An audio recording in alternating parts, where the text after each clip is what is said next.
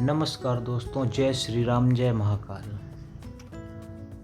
दोस्तों, हमारे ब्लॉग में आपका स्वागत है। उम्मीद करता हूँ आप लोग अच्छे होंगे। दोस्तों, आज का ब्लॉग है कुलधारा। शायद ही ऐसा कोई है जो कुलधारा के बारे में ना जानता हो। तो आइए सबसे पहले आपको कुछ व्यू दिखाते हैं कुलधारा के, फिर बात करते हैं।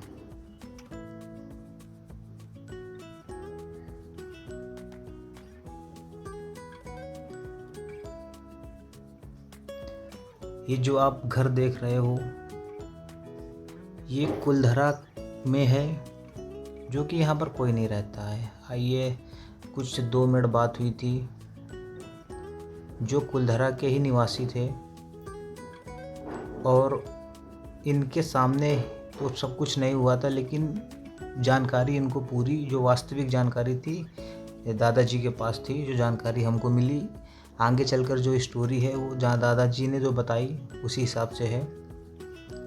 तो आगे चलते हैं, देखते हैं पहले कुलधारा का व्यू। ये यहाँ के गार्ड हैं, इन्हीं के लड़के हैं जो कुलधारा की जो आसपास है उसकी रखवाली करते हैं। रखवाली का मतलब सुबह 8 बजे एंट्री है और 6 बजे एग्ज़िट है। इनका यही काम है, रात में कोई नहीं रुक सकता है।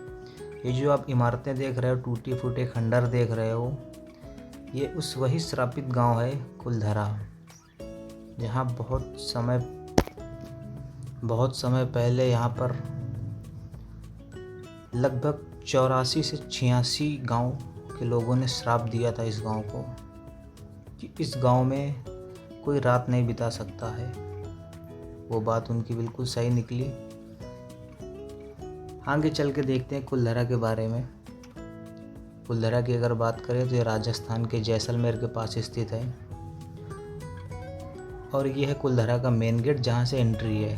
ये पहले का बना हुआ नहीं है, ये भारत सरकार ने, पुरातत्व विभाग ने बनवाया है, क्योंकि ये जो गांव है ये पुरातत्व विभाग के ही अंडर में है।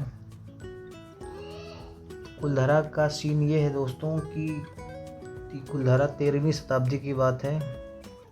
कुलधारा गांव एक ब्राह्मणों का गांव था, और वहाँ पर एक तरीके से उस समय वो बहुत ही संपन्न गांव था कुलधारा। खेती मुख्य साधन था कुलधारा का।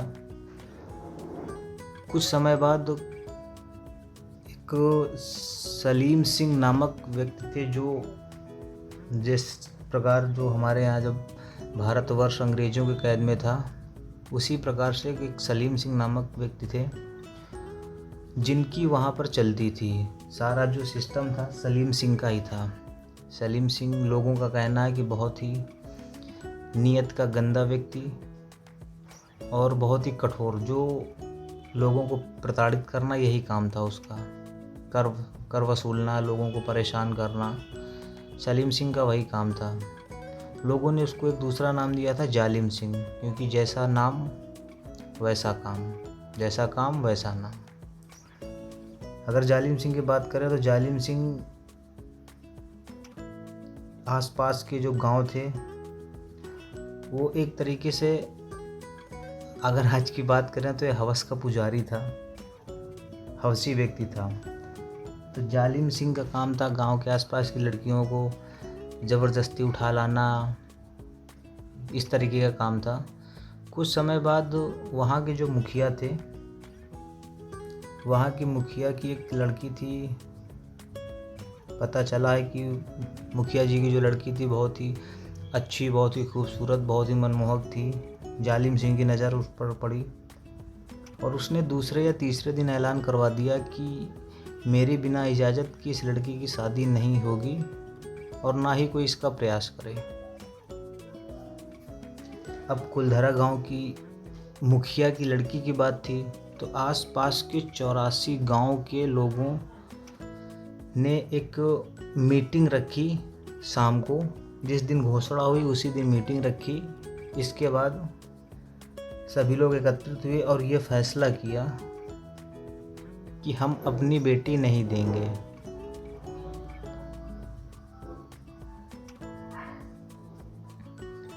और दूसरा कोई विकल्प था नहीं, क्योंकि जालिम सिंह से लड़ना तो मुश्किल था, न तो कोई दूसरा विकल्प था और बेटी भी नहीं देना था। तो उसी समय लोगों ने फैसला किया कि हम इस गांव को छोड़ देंगे। इस वजह से 84 से 86 गांव के लोगों ने पलायन किया। आप अंदाज़ा लगा सकते हो 84 गांव, और उन 84 गांव में कितने घर होंगे और घर में कितने लोग होंगे। ये सोचने में ही बहुत अजीब लग रहा है। आप लोग सोच सकते हो कि 84 से 86 गांव के लोग एक रात में ही पलायन कर गए। ये कुलधरा है, यहाँ की ये स्टोरी है।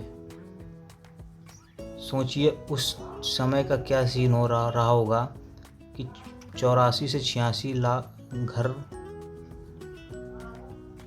गायब हो गए सिर्फ एक व्यक्ति की वजह से।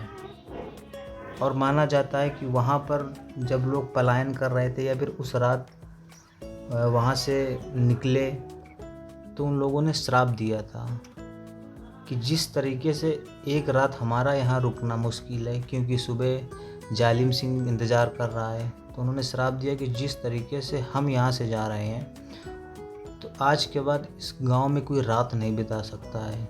लोगों का मानना है कि इसी वजह से कुलधरा का विनाश हो गया।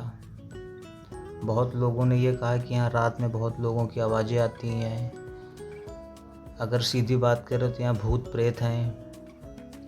और जैसा कि सुनने को हमें मिला, हमने काफ़ी सर्च किया तो उसमें पता चला कि बहुत सारे यूट्यूबर्स हैं जो गए हैं तो कुछ कैमरे में कैद हुए हैं, एक्टिविटी कैद हुई है।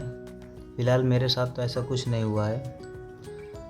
बाकी कुछ लोगों का मानना यह है कि कुलधरा गांव के आसपास पानी की समस्या समझ में आई थी, इस वजह से लोगों ने गांव खाली कर दिया।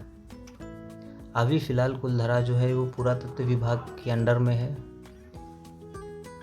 सुबह आप 8 बजे से 6 बजे तक ही रह सकते हो, रात में जाना अलाउ नहीं है।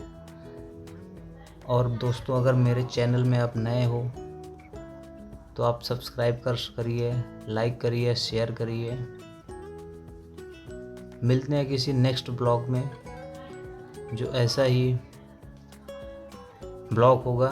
सो चलते हैं। जय बाबा की। लाइक और सब्सक्राइब करना मत भूलें। जय श्री राम।